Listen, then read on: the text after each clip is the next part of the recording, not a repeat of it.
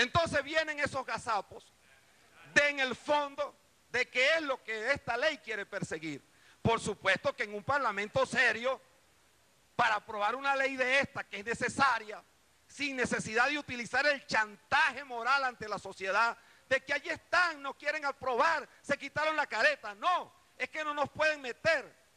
a nosotros, gato por liebre, en una ley tan importante como esta. Y de eso se trata, digamos de así por encima, lo que hemos visto de la aprobación de esa ley. Claro que en la primera discusión, como siempre lo hemos hecho, cualquier ley que venga aquí tiene que ser aprobada, porque en la primera discusión una ley prácticamente lo que se hace es admitirla. Pero por supuesto que antes de haberla admitido, antes de haberla aprobado, para llevarla a la consulta, ojalá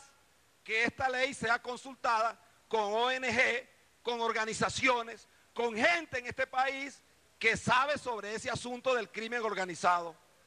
de la legitimación de capitales, del tráfico de droga, de cómo ocurre eso. Y no voy a poner ejemplos particulares porque ya aquí lo han puesto, sobre los cuales no solamente tiene que ver con el manejo del sector financiero del país, sino también del narcotráfico, que ha ocurrido hechos ahora y antes después.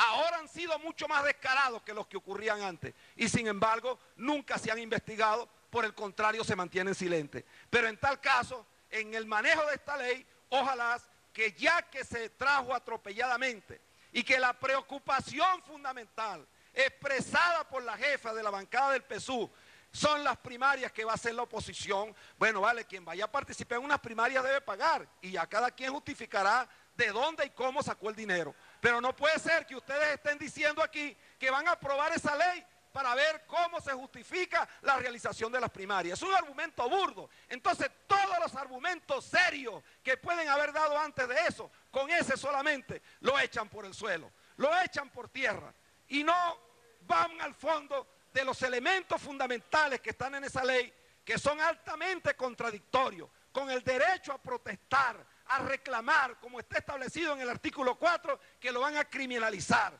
Porque ya no solamente se utilizará la justicia para perseguir, para chantajear, para intimidar o para resolver problemas con quien lo tenga que resolver, sino que también no se podrá protestar. Nadie, ningún ciudadano podrá exigirle al Estado, como existe en la Constitución establecido, obligarlo mediante métodos democráticos, exigirle al Estado que cumpla con una función determinada, porque simplemente el artículo 4 de esta ley establece que será ese acto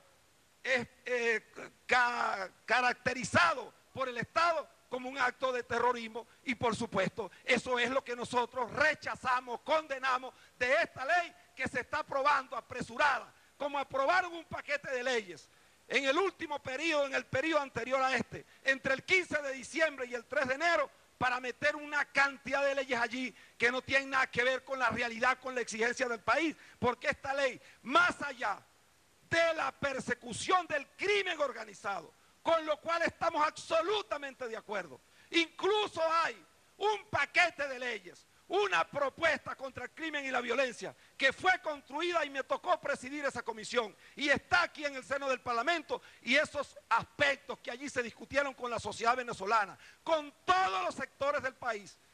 con las maneras distintas de pensar, jamás ha sido tomada en cuenta, porque estas leyes en el fondo que se traen para acá, se pone por encima lo que es necesario, lo que la gente tiene como aspiración, que es que se luche contra el crimen organizado y la violencia, pero en el fondo de ella hay cosas que son nuevamente para intimidar y para perseguir. Y termino con esto. Esto ocurre cuando los modelos de gobierno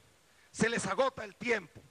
cuando no pudieron resolver los problemas fundamentales del país con el dinero que tuvieron, con el poder que tuvieron, y en la medida en que van avanzando fuerzas progresistas de cambio frente a lo que se llama cambio que no lo es, entonces empiezan a aparecer leyes para intimidar, para chantajear, para perseguir y para evitar que la gente pueda expresar